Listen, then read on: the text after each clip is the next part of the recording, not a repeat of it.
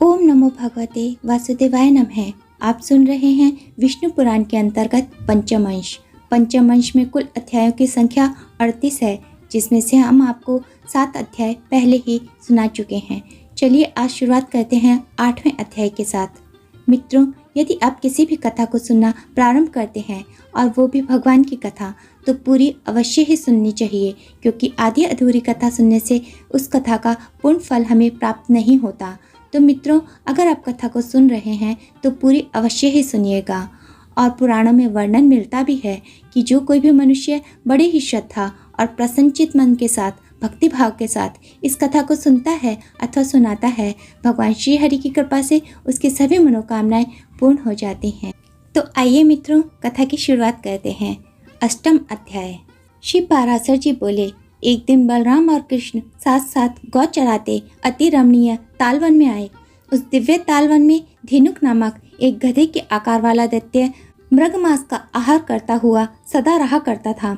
उस तालवन को पके फलों की संपत्ति से संपन्न देखकर उन्हें तोड़ने की इच्छा से गोपगण बोले। गोपी ने कहा, भैया राम और कृष्ण, इस भूमि प्रदेश की रक्षा सदा धेनुकासुर करता है, इसलिए यहाँ ऐसे पके पके फल लगे हुए हैं। अपनी गंध से संपूर्ण दिशाओं को आमोदित करने वाले ये ताल फल तो देखो, हमें इन्हें खाने की इच्छा है। यदि आपको अच्छा लगे तो थोड़े से झाड़ दीजिए। श्री पाराशर जी बोले। गोप कुमारों के वचन सुनकर बलराम जी ने ऐसा ही करना चाहिए यह कहकर फल गिरा दिए, और पीछे कुछ फल कृष्णचंद्र ने भी पृथ्वी पर गिराए। गिरते हुए फलों का शब्द सुनकर वह दुर्दुप और दुरात्मा गंधर्वासुर क्रोधपूर्वक दौड़ आया। उस महाबलवान असुर ने अपने पिछले 2 पैरों से बलराम जी की छाती में लात मारी। बलराम जी ने उसके उन पैरों को पकड़ लिया और उसे पकड़कर आकाश में घुमाने लगे। जब वह निर्जीव हो गया तो उसे अत्यंत वेग से उस ताल वृक्ष पर ही दे मारा। उस गधे ने गिरते गिरते उस ताल वृक्ष के बहुत से फल इस प्रकार गिरा दिए जैसे प्रचंड वायु बादलों को गिरा दे। उसके सजातीय अन्य गंधर्व असुरों के आने पर भी कृष्ण और बलराम ने उन्हें अनायास ही ताल वृक्षों पर पटक दिया। हे मैत्रेय, इस प्रकार एक क्षण में ही पके हुए ताल फलों और गंधर्वासुरों के देहों से विभूषिता होकर पृथ्वी अत्यंत सुशोभित होने लगी। हे द्विज, तब से उस तालवन में गौवें निर्विघ्न होकर सुखपूर्वक नवीन तृण चढ़ने लगी, जो उन्हें पहले कभी चढ़ने को नसीब नहीं हुआ था। इति श्री विष्णु पुराणे पंचमेश अष्टमो अध्याय। बोलो श्री हरि विष्णु की जय।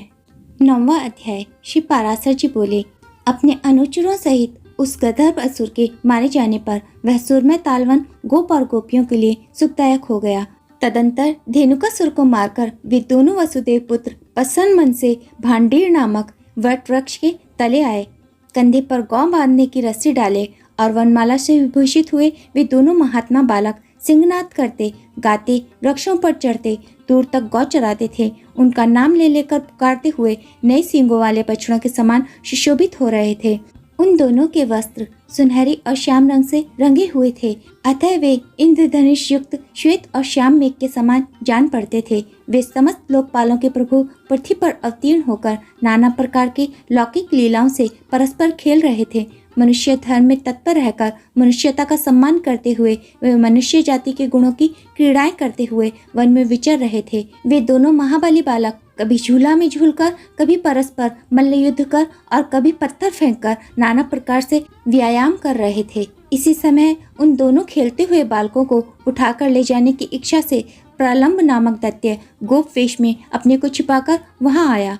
दानव श्रेष्ठ प्रलंब मनुष्य न होने पर भी मनुष्य रूप धारण कर निशंक भाव से उन बालकों के बीच घुस गया। उन दोनों की असावधानता का अवसर देखने वाले उस दैत्य ने कृष्ण को तो सर्वथा अजय समझा, अतः उसने बलराम जी को मारने का निश्चय किया। तदंतर वे समस्त ग्वालबाल हरिणा क्रीड़ा नामक खेल खेलते हुए आपस में एक साथ 2-2 बालक उठे। तब श्री दामा के साथ कृष्णचंद्र, प्रलंब के साथ बलराम और इसी प्रकार अन्य अन्य गोपों के साथ और ग्वालबाल उछलते हुए चलने लगे। अंत में कृष्णचंद्र ने श्री दामा को, बलराम जी ने प्रलंब को तथा अन्य अन्य कृष्ण पक्षी गोपों ने अपने प्रतिपक्षियों को हरा दिया। उस खेल में जो जो बालक हारे थे वे सब जीतने वालों को अपने अपने कंधों पर चढ़कर भांडीर वट तक ले जाकर वहां से फिर लौट आए। किंतु प्लम्बासुर अपने कंधे पर बलराम जी को चढ़ाकर चंद्रमा के सहित मेघ के समान अत्यंत वेग से आकाशमंडल को चल दिया। वह दानव श्रेष्ठ रोहिणी नंदन श्री बलभद्र जी के भार को सहन न कर सकने के कारण वर्षाकालीन मेघ के समान भरकर अत्यंत स्थूल शरीर वाला हो गया।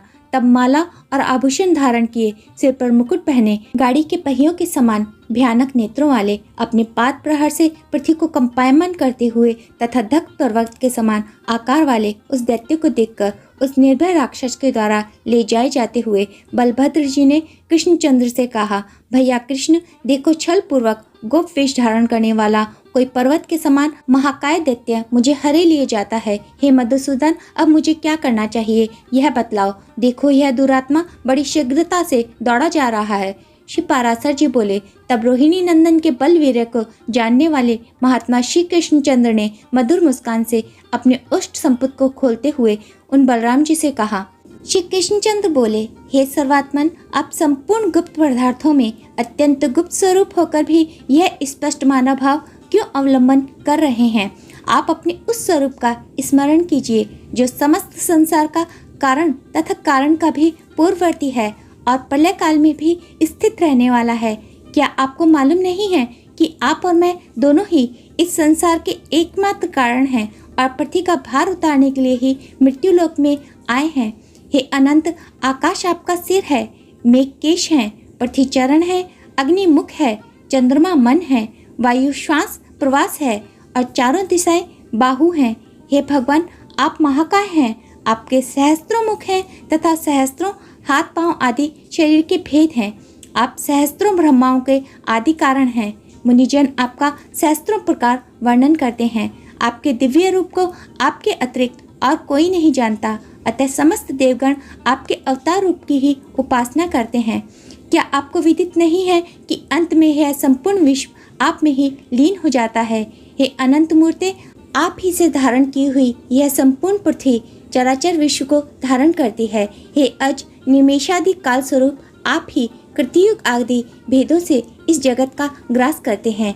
जिस प्रकार वडवानल से पिया हुआ जल वायु द्वारा हिमालय तक पहुंचाए जाने पर भी हिम का रूप धारण कर लेता है और फिर सूर्य किरणों का संयोग होने से जल रूप हो जाता है, उसी प्रकार हे ईश, यह समस्त जगत आप ही के द्वारा विनष्ट होकर आप परमेश्वर के ही अधीन रहता है और फिर प्रत्येक कल्प में आपकी सृष्टि रचना में प्रवृत्त होने पर यह विराट स्थूल जगद्रप हो जाता है।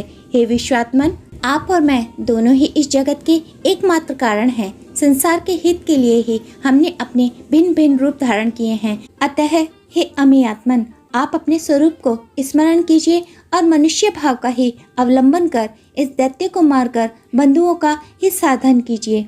श्री पाराशर जी बोले, हे विप्र, महात्मा कृष्णचंद्र द्वारा इस प्रकार स्मरण कराए जाने पर महाबलवान बलराम जी हंसते हुए प्रमलासुर को पीड़ित करने लगे।